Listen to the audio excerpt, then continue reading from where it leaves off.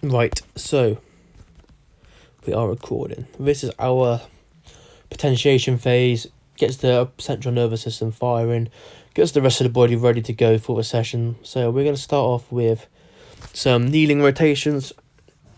Really think about producing this movement from your core. Obviously the core is your back, your spine, your chest, your abs, everything, hips. Okay, so once you're done, we want to do about 10 total, but I don't mind if you do 30, however you feel for that day, as long as you keep a good rhythm going through it all. And then we're going to go into straight leg bounds. We're not using our hands, so we're really working on switching our legs here and popping through the ankles. So push the floor away with your ankle every single time. Okay, you come back in. Now we do exactly the same, but from a half kneeling position. As you can see from my face, I'm really concentrating because it's quite a difficult movement to do. And actually it's quite hard, as it takes you about 3 or 4 weeks to get used to these before every session. As you see here, I start close, so bent arms, and as I begin to get more control and more rhythm, my arms become a bit straighter. Okay, then we're going to go straight back down and repeat what we just done with overhead med ball carry as well. So we're still focusing on switching those legs as fast as we can with a pop. This one is a lot harder, especially when you've got a 7% body weight med ball. Okay, back in. Now it's half kneeling, overhead bends. To make this harder, straighten your arms like you got throughout the end. If you've got a light med ball, just keep your arms straight throughout. If it's a heavier one, bend your arms, make it a bit easier for yourself. Make sure you're focusing on the movement. We are only doing the side where our knee is up. Then we're going to do 7 powerful bounds with a med ball. They don't look very good.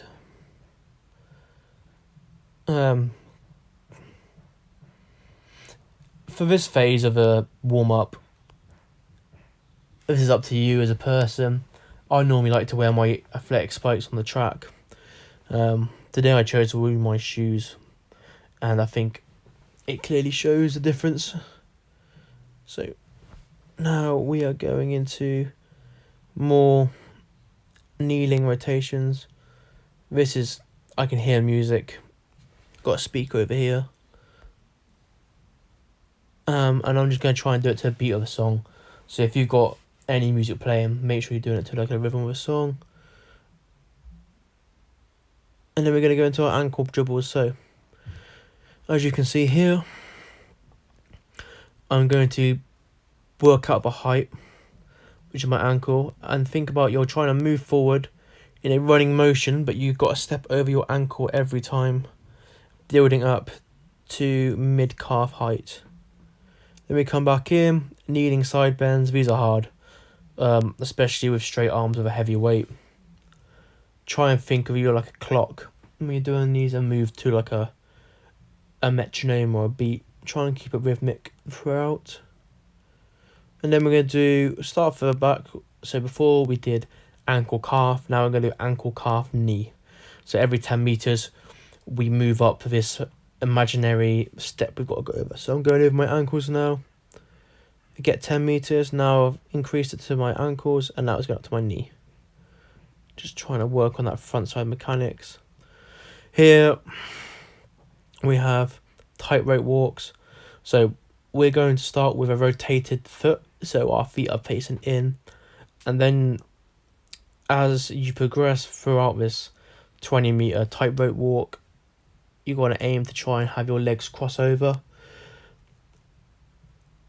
And then we're going to go into our start practice. So this is a 5-meter start, if that. Bosh. Then we're going to go into our med ball throws. So this is really about if you're thinking about pushing off both feet. You're going to do 3 with both feet like so. Now this one's wet, it's hard to throw, but whatever.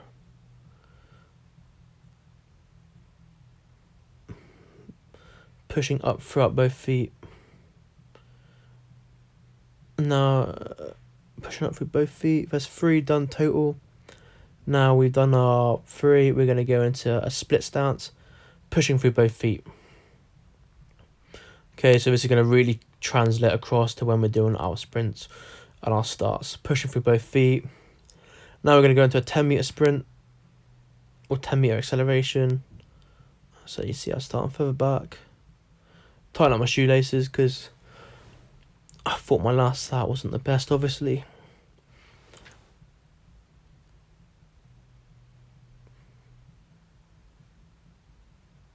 There we go. When you do these, always try and start from either a 3-point start, so 4-point start, or your like positional start, because these are always like, these are 3 reps where you can focus on getting in the right positions.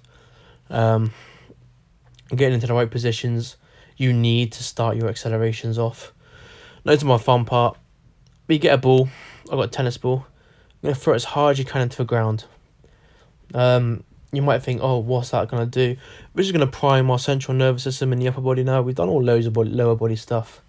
We've done some power stuff with the full body. Now we're just going to get our arms firing. Our arms help us to sprint fast, so you may as well try not to neglect it. As hard as you can into the ground. And now we go the opposite way. We're going to throw it as high as we possibly can. Oh, one more into the ground. I struggle with my left hand. My right hand's easy. My left hand, I kind of have to think about it a bit more.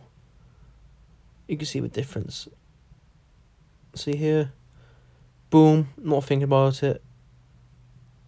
Right hand.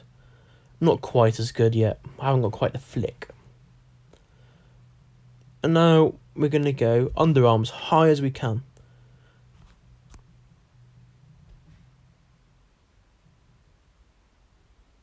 High as we can again. Just move your arm as fast as possible and just try and get the ball as high as you possibly can. Looks easy.